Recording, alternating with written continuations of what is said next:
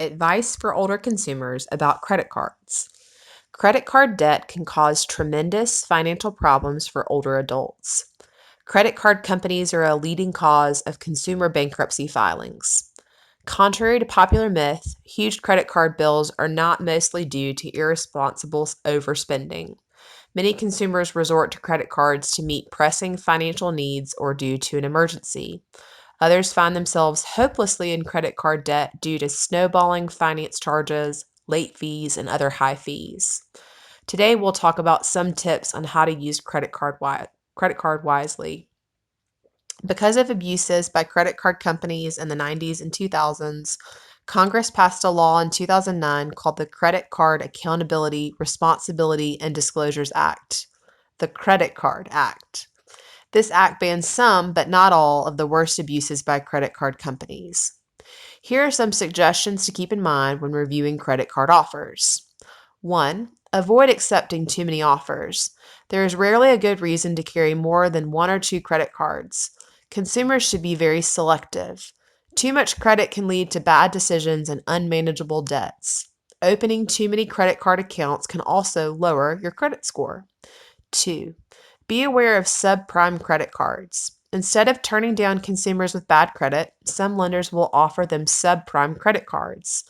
But cards offered to consumers with poor credit scores or without credit scores generally come with expensive fees, high interest rates, low credit limits, and often lure consumers into paying for unnecessary products such as payment protection. 3. Avoid credit cards advertised as helping with bad credit. They are likely to be expensive and often end up worsening the consumer's credit record. Fee harvester credit cards have low credit limits and come loaded with high fees when the account is opened. The Credit Card Act restricts fees to 25% of the credit limit during the first year, which is still pretty pricey. But lenders opened up a loophole by charging fees before the account is opened, and they can also hike fees in the second year and engage in other tricks and traps. Avoid these types of cards. Sometimes lenders offer subprime credit cards as a trick to revive old debts from other credit card companies. Lenders buy up old debts, then offer debtors new credit cards, and when a new account is opened, slap an old debt on the new credit card account. This is a bad idea. Never accept a credit card offer in conjunction with paying off old debt. 4. Avoid misleading no-interest offers. Many retailers offer no-interest credit cards that allow consumers to buy big-ticket items, like a sofa or stereo system, without paying interest for a certain period of time. Some dentists and other medical providers also offer these cards. Another type of virtual credit card is an online pay later service that not only offer no interest but even no payments for a certain period of time. The catch with these credit cards, which are called deferred interest cards, is that the consumer must pay off the entire purchase by the end of the promotional period. If not, the lender will charge interest retroactively back to the date that the item was purchased. For example, consider a consumer who bought a $2,500 bedroom set on December 22nd using a card that has a 25% interest rate, but a 1-year deferred no interest period. If she pays off only $2,000 by December 22nd of the following year, the lender will charge nearly $375 of interest on the entire $2,500 dating back to December 22nd of the prior year when the consumer bought the bedroom set. A big interest wallop appears on the next bill. 5. Look carefully at the interest rate, but remember that it can change. Consumers should always know the interest rate on their cards and try to find the lowest rate possible. This can be difficult because credit card lenders are allowed to make vague statements about the interest rate, such as between 12.99% and 22.99% based on creditworthiness. Try to find a credit card that offers a clear, firm interest rate. Lenders also usually have several interest rates for a credit card. They constantly change their fees, although the Credit Card Act bans some types of rate charges. 6. Fees. Other terms of credit card may be just as important as their interest rate. Credit card companies impose a myriad of fees, late fees, fees for exceeding a credit limit, annual fees, membership fees, cash advance fees, balance transfer fees, and even fees for buying lottery tickets with a card. These fees all add to the cost of a credit card, so that a card that appears cheaper with a low annual percentage rate could end up being much more expensive. 7. Avoid pricey add-on features. Lenders often try to sell optional add-on products to consumers, such as payment protection or identity theft protection. These products can be pricey and often come with hidden conditions and do not deliver as promised. Don't fall for these offers. Some lenders have been known to trick consumers into signing up for these products. Consumers should examine their statement carefully, and if they find they've been paying for add-on products without their knowledge, they should cancel their card and ask for a refund. 8. Look for the grace period. Most credit cards offer a grace period, a period of time during which, if the previous bill was paid in full, no interest will be applied to the purchase. Note that cash advances usually don't have a grace period. Without a grace period, finance charges begin accruing immediately from the date of a purchase, and a low rate may actually be higher than it looks. The grace period is critical if a consumer intends to pay off the balance in full each month. Under the Credit Card Act, lenders must mail monthly credit card statements at least 21 days before the end of the grace period. Longer grace periods benefit consumers. 9. Always carefully review the disclosure box in the credit card offer and compare it to the disclosure box received when the account is opened. Lenders must make important disclosures about the terms of a credit card offer in a box, usually on the reverse side of or accompanying the credit card application itself. Review these terms carefully. If the disclosure box is on the reverse side of the application, make a copy.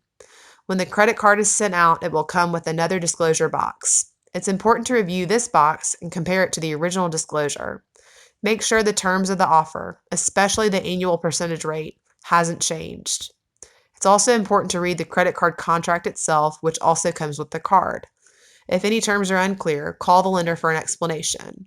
A cardholder who does not receive a satisfactory explanation should cancel their card.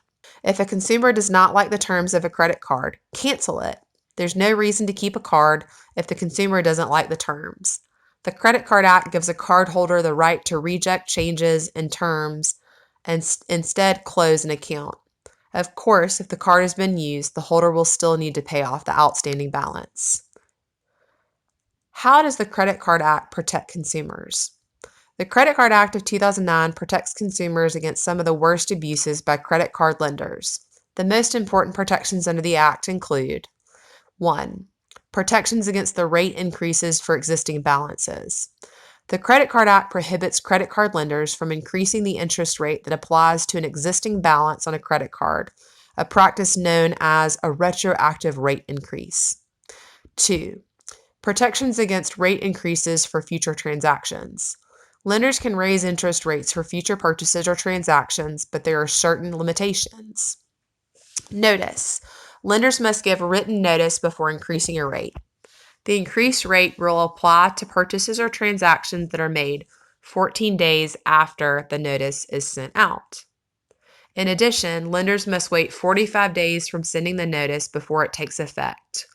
However, no notice is required for increases due to one of the exceptions that we'll discuss in just a minute. There's a first-year ban. Lenders cannot raise any interest rates, including on future purchases and transactions, during the first year of an account unless an exception applies. Review of rate increases. A lender that increases the interest rate on an account must review the account every 6 months and should decrease the rate if indicated by that review. The Credit Card Act has several exceptions to its rules prohibiting retroactive rate increases during the first year of an account, and notice requirements. These exceptions include variable rates. If a card carries a variable interest rate, the lender may raise the rate if the increase is solely due to an increase in the index rate, for example, the prime rate.